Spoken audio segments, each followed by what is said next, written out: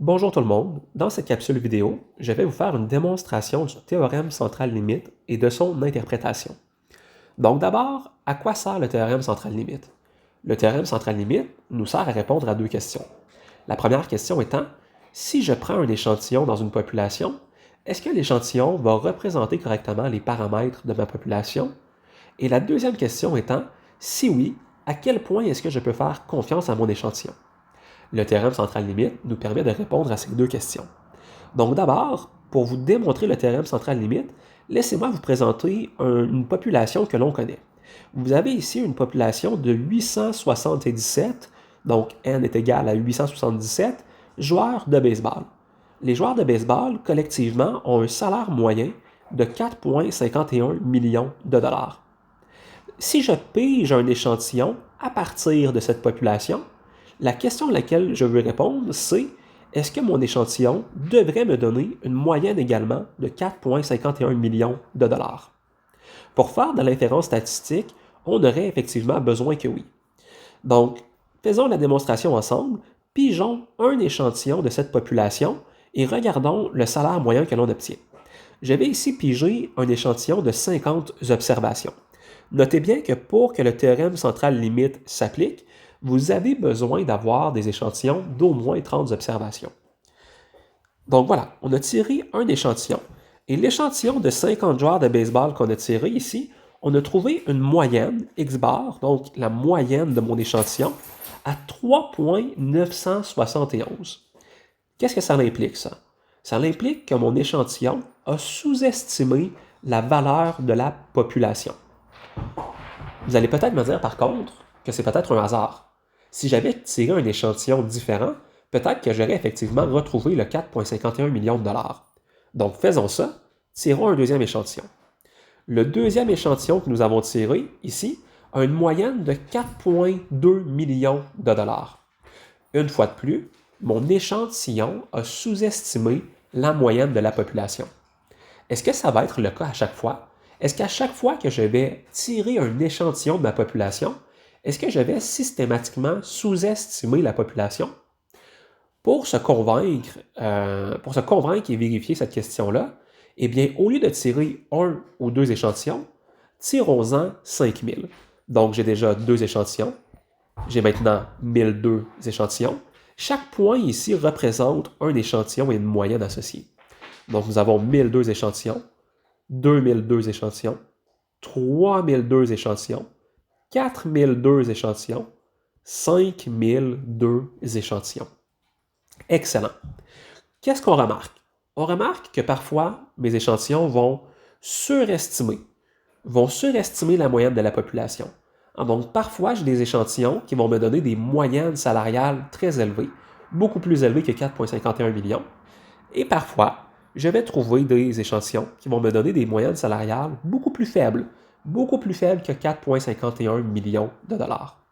Mais de façon générale, la majorité de mes échantillons vont se situer autour de la moyenne de la population.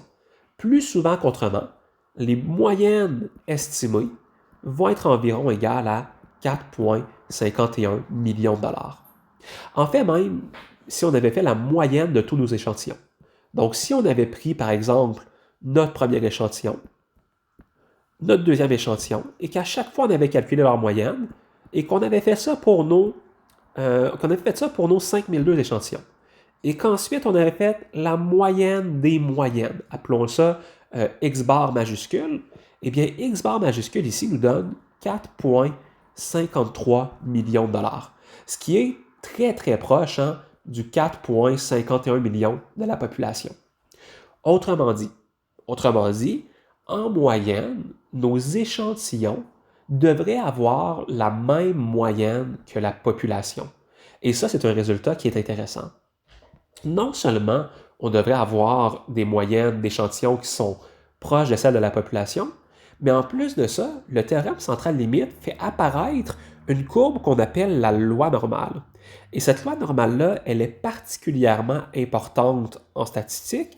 La loi normale me dit, donc je reprends mon crayon, la loi normale me dit que les échantillons que je tire de ma population vont suivre une distribution mathématique très bien définie.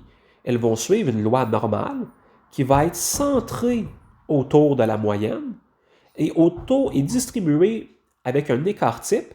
Donc, l'écart type, ça, c'est la dispersion des données, la dispersion des moyennes de mes échantillons.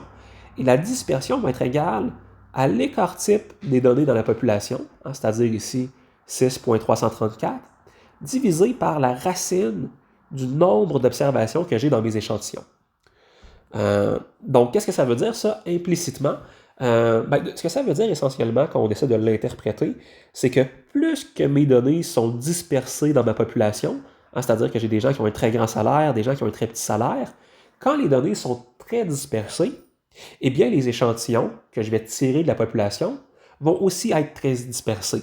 Autrement dit, il y a plus de chances que j'ai des échantillons qui surestiment ou sous-estiment. La moyenne de la population est plus difficile à estimer. Et ensuite, au contraire, plus que mon échantillon est grand, donc plus que la taille de mon échantillon est grand, plus que je vais pouvoir avoir confiance que mon échantillon va se situer là, proche de la moyenne de la population. Ici, si on veut calculer les paramètres, eh bien, on dirait que la loi normale suit une moyenne de 4,51, qui est la moyenne de ma population, et un écart type, donc, qui va être égal à combien?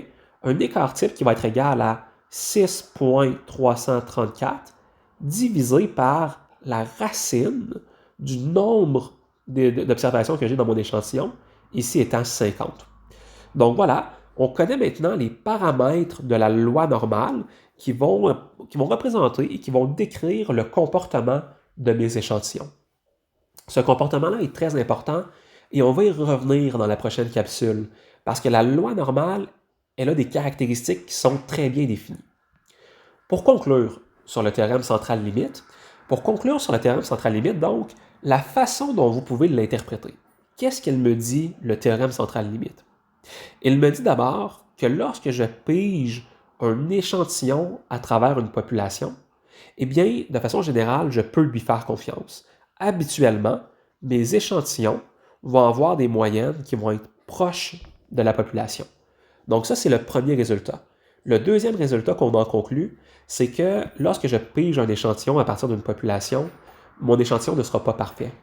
Ici, lorsque j'ai une moyenne de population à 4,51 et un écart type de 6,334 millions de dollars, le théorème central limite me dit que tous ces échantillons-là sont potentiellement observables.